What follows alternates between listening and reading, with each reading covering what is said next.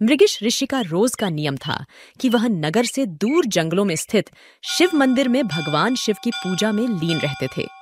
यह नियम उन्होंने वर्षों से अटूट रखा था।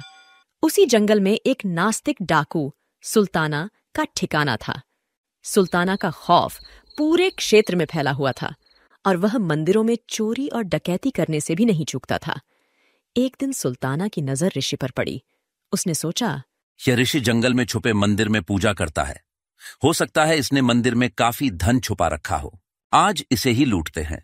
वह तुरंत ऋषि के पास पहुंचा और उनसे बोला, जितना भी धन छुपा कर रखा हो चुपचाप मेरे हवाले कर दो। ऋषि ने बिना विचलित हुए उत्तर दिया, मैं यहाँ केवल पूजा करने आता हूँ, मेरे पास कोई धन नहीं है। सुल्ताना को उनकी बातों पर विश्वास नहीं हुआ और उसने क्रोध में आकर ऋषि को जोर से धक्का मारा। ऋषि शिवलिंग के पास गिर पड़े और उनका सिर फट गया, जिससे रक्त की धारा बहने लगी। अचानक शिवालय की छत से कुछ सोने की मोहरें गिर पड़ीं। सुल्ताना ने हंसते हुए कहा, तू झूठ बोलता है। ये सोने के सिक्के कहाँ से आए? अगर तूने सारा धन मुझे नहीं बताया तो मैं तुझे जान से मार दूंगा। ऋषि ने करुणा से भरकर भगवान शिव से प्रार्थना की, फिर ये कैसी विपत्ति आन पड़े? यह कैसी स्थिति में फंस गया हूँ प्रभु। ना ही यह धन मेरा है, ना ही मैंने इसे छुपाया है। प्रभु, मैंने पूरा जीवन आपकी सेवा पूजा में समर्पित कर दिया, फिर ये कैसी विपत्ति आन पड़ दी। प्रभु, मेरी रक्षा करे।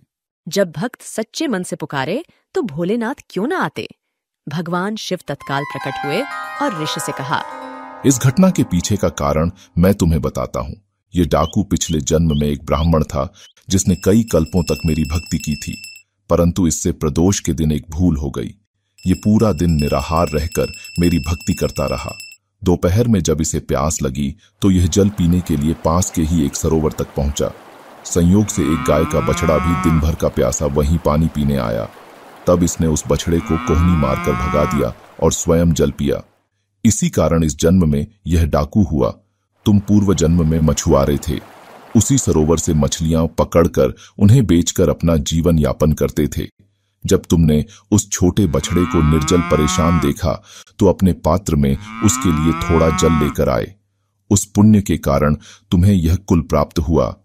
पिछले जन्मों के पुण्यों के कारण इसका आज राज तिलक होने वाला था, पर इसने इस जन्म में डाकू होते हुए न जाने कितने निरपराध लोगों को मारा व देवालयों में चोरियां की। इस कारण इसके पुण्य सीमित हो गए और इसे सिर्फ ये कुछ मुद्राएं ही मिल पाईं। तुमने पिछले जन्म में अनगिनत मत्स्यों का आखेट किया, जिसके कारण आज का दिन तुम्हारी मृत्यु के लिए तय था, पर इस जन्म में तुम्हारे संचित पुण्यों के कारण तुम्हें मृत्यु स्पर्श नहीं कर पाई और सिर्फ यह घाव देकर लौट गई। ईश्वर वही करते हैं जो हमारे लिए अच्छा है। अगर आपके अच्छे कार्यों के परिणाम स्वरूप आपको कष्ट मिलता है तो समझिए कि इससे बड़े कष्ट टल गए हैं। हमारी दृष्टि सीमित है, परंतु ईश्वर सब देखता है और सबका हिसाब रखता है। वह हमें वही प्रदान करता है जो हमारे लिए उचित है। मैनपुर गांव में भोला सेठ नामक एक धनी और प्रतिष्ठित व्यापारी रहता था। वह अपने व्यापार के लिए अपने गधे का उपयोग करता था। दुर्भाग्य से उसका गधा बीमार हो गया और उसके सभी प्रयासों के बावजूद ठीक नहीं हुआ और अंततः उसकी मृत्यु हो गई। भोला सेठ ने एक नया गधा खरीदा जो देखने में तो मजबूत था, परंतु बहुत आलसी था। वह थोड़ी दूर चलकर ही बैठ जाता, जिससे भोला सेठ बहुत क्रोधित हो जाता।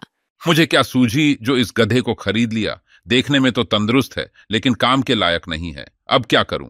भोला सेठ को गधा बिल्कुल भी पसंद नहीं आया और वह अक्सर उस पर गुस्सा होता। गधा भी दुखी हो गया और भोला सेठ अब उसे पीटने भी लगा। गधे पर सामान लादने पर वह धीरे धीरे चलता, जिससे सेठ का गुस्सा और बढ़ जाता। इस गधे ने तो मेरी नाक में दम कर रखा है। काश इसे कोई खरीद ले। गधा सोचता रहता, क्या पाप किया था मैंने जो मुझे इस सेठ के पास आना पड़ा? मेरा दुख कौन समझेगा? गधे की आंखों में आंसू आ जाते, परंतु भोला सेठ को उस पर कोई दया नहीं आती। उसे ना तो अच्छे से खाना मिलता, ना ही सही देखभाल। गधा बहुत कमजोर हो गया था, फिर भी सेठ उससे बहुत काम कराता था। हे भगवान, किस पाप की सजा है यह? इससे तो अच्छा है कि मुझे मौत दे दो। एक दिन गांव में एक पहुंचे हुए संत आए जो भूत, वर्तमान और भविष्य सब जान सकते थे। लोग उनके प्रवचन सुनने दूर दूर से आते थे। एक दिन वे सेठ भोला के घर के सामने से गुजर रहे थे और उन्होंने देखा कि सेठ गधे को बुरी तरह पीट रहा था। संत को गधे पर बहुत दया आई। वे गधे के पास आए और प्यार से उसके सिर पर हाथ फेरा, जिससे गधे की आंखों से आंसू बहने लगे। तुम बहुत दुखी दिख रहे हो। हे महात्मा, किस पाप की सजा है यह? इससे तो अच्छा है कि मुझे मौत आ जाए। संत ने गधे की बात समझी और उसकी पीठ पर हाथ फेरकर आंखें बंद की। उन्हें सब कुछ स्पष्ट हो गया। यह तुम्हारे कर्मों का फल है। पिछले जन्म में तुम एक निर्दयी जमींदार थे और यह सेठ तुम्हारा नौकर था। तुमने उससे बहुत बुरा व्यवहार किया था। एक दिन जब उसे तेज बुखार था, तुमने उसे इतनी जोर से मारा कि उसकी रीढ़ की हड्डी टूट गई। धीरे धीरे उसकी मृत्यु हो गई। मरते समय उसने भगवान से प्रार्थना की थी कि उसे अगले जन्म में तुमसे बदला लेने का मौका मिले। हे भगवान, यदि मैंने थोड़ा भी पुण्य किया है तो अगले जन्म में मुझे इस जमींदार से बदला लेने का अवसर देना। नौकर की प्रार्थना पूरी हुई और तुम्हें गधे के रूप में जन्म लेना पड़ा। अब यह सेठ तुम्हारा वही नौकर है जो इस जन्म में सेठ बन गया और तुमसे बदला ले रहा है। जब तक तुम्हारे पाप का घड़ा नहीं भर जाता, तुम्हारी मृत्यु नहीं होगी। संत के जाने के बाद गधे को अपने बुरे कर्मों पर पछतावा हुआ और उसकी आंखों से आंसू बहने लगे। उसे अब अपने सभी प्रश्नों का उत्तर मिल चुका था। इस कहानी से हमें यह सीख मिलती है कि कभी किसी के साथ बुरा व्यवहार मत करो, क्योंकि कर्मों का हिसाब किताब जरूर होता है। जो आज हम बोते हैं, कल वही काटते हैं। इसलिए हमेशा अच्छे कर्म करें और दूसरों के प्रति दयालु बने। पौराणिक कथाओं के अनुसार जब भगवान शिव मैखल पर्वत पर ध्यान में लीन थे, उनके पसीने से एक सुंदर कन्या उत्पन्न हुई। उस कन्या ने भगवान शिव को तपस्या करते हुए देखा और स्वयं भी उनके समक्ष ध्यान करने बैठ गई। कुछ समय बाद जब महादेव का ध्यान टूटा तो उन्होंने कन्या को ध्यानमग्न देखा। भोलेनाथ इसे देखकर बहुत प्रसन्न हुए और उसे अपनी गोद में बिठाते हुए बोले, पुत्री, आज से तुम तीनों लोक में नर्मदा के नाम से जानी जाओगी, जिसका अर्थ है सारे सुख देने वाली। तुमने मेरे समक्ष तपस्या की है, इसलिए मैं तुम्हें वरदान देता हूं कि चाहे संसार में कोई भी प्रलय आ जाए, तुम्हारा नाश नहीं होगा। जो भी तुम्हारा दर्शन करेगा उसका कल्याण होगा। विश्व में केवल तुम्हारा नाम पापनाशिनी नदी के रूप में लिया जाएगा। तुम्हारे तट पर पाए जाने वाले पाषाण नर्मदेश्वर के नाम से जाने जाएंगे और उन्हें बिना प्राण प्रतिष्ठा के भी पूजा जाएगा। तुम्हारे तट पर शिव पार्वती समेत सभी देवताओं का निवास होगा और तुम एकमात्र नदी होगी जिसकी परिक्रमा लोग करेंगे। इसके अलावा जल का सबसे शक्तिशाली जीव मगरमच्छ तुम्हारी सवारी होगा। मां नर्मदा का जन्म मैखल पर्वत पर हुआ, इसलिए वे मैखल राज की पुत्री कहलाईं। समय बीतने के साथ माता नर्मदा विवाह योग्य हो गईं और राजा मैखल उनके विवाह की चिंता में लग गए। माता नर्मदा एक अलौकिक कन्या थीं, इसलिए उनके लिए भी एक योग्य वर की तलाश जारी थी। राजा मैखल ने घोषणा की, मेरी पुत्री नर्मदा के लिए एक योग्य वर की तलाश है, जो राजकुमार गुलबकावली का दुर्लभ फूल लाकर पेश करेगा। उसी से मैं अपनी पुत्री का विवाह करूंगा। यह शर्त बेहद कठिन थी और इसे पूरा करना हर किसी के बस की बात नहीं थी। देश विदेश के कई राजकुमारों ने कोशिश की, लेकिन सब असफल रहे। कुछ साल बाद राजकुमार सोनभद्र ने गुलबकावली का दुर्लभ फूल लाकर राजा मैखल के सामने पेश किया। महाराज, यह लीजिए गुलबकावली का दुर्लभ फूल। अद्भुत सोनभद्र, आपने अत्यंत अद्भुत कार्य किया है। मैं बहुत प्रसन्न हूं। आप मेरी पुत्री के लिए सबसे योग्य हैं। जल्द ही विवाह का शुभ मुहूर्त निकालकर पुत्री नर्मदा का विवाह आपसे करूंगा। सोनभद्र ने अनुमति लेकर वहां से प्रस्थान किया। विवाह का शुभ मुहूर्त निकाला गया और कुछ दिनों बाद विवाह होना था। माता नर्मदा अपने होने वाले पति को देख नहीं पाई थीं, लेकिन उन्होंने अपने पिता से सोनभद्र की वीरता और अद्भुत व्यक्तित्व की प्रशंसा सुनी थी।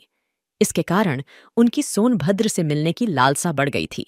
विवाह की खबर चारों ओर फैल गई और लोग खुशियां मना रहे थे। माता नर्मदा अपने होने वाले पति से मिलने के लिए व्याकुल थीं और उन्होंने अपनी दासी जोहिला से कहा, जोहिला, मैं राजकुमार से नहीं मिल सकती, लेकिन तुम अवश्य जा सकती हो। मेरे विवाह में कुछ ही दिन शेष हैं, लेकिन मैं राजकुमार सोनभद्र से कुछ बात करना चाहती हूँ। इसलिए तुम मेरा संदेश राजकुमार सोनभद्र को दे आओ।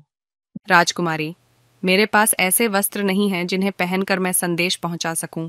अगर आप अपने वस्त्र और आभूषण दें तो मैं अवश्य जा सकती हूँ। माता नर्मदा ने अपने वस्त्र और आभूषण जोहिला को दे दिए।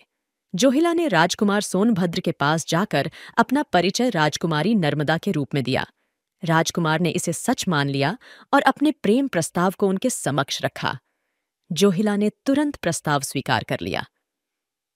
माता नर्मदा ने काफी इंतजार के बाद खुद जाकर देखने का निश्चय किया। जब वे वहां पहुंची तो जोहिला को राजकुमार सोनभद्र के साथ प्रणय निवेदन करते हुए देखकर उनके होश उड़ गए। वे अत्यंत दुखी हुईं और क्रोध में उल्टी दिशा में चल दीं। सोनभद्र को सच्चाई का एहसास होते ही वे नर्मदा को पुकारने लगे। नर्मदे, लौट आइए, रुक जाइए नर्मदा। राजकुमार सोनभद्र की पुकार सुनकर भी माता नर्मदा नहीं रुकीं। उन्हें धोखा मिला था, इसीलिए उन्होंने आजीवन कुंवारी रहने का निश्चय किया और सन्यासी बन गईं। दोस्तों, जहां भारत की सारी नदियां पूर्व की ओर बहती हैं, वहीं नर्मदा नदी पश्चिम की ओर बहती है। मार्ग में कितने भी जंगल और पहाड़ आए, माता ने अपना रास्ता नहीं बदला और आगे बढ़ती गईं। कहते हैं कि आज भी मां नर्मदा की परिक्रमा में कहीं कहीं उनका करुण विलाप सुनाई देता है और उनके दर्शन मात्र से सारे पाप धुल जाते हैं। दोस्तों, अगर आप और किसी हिंदू विषय में कहानी देखना चाहते हैं तो हमें कमेंट करके अवश्य बताएं। धन्यवाद।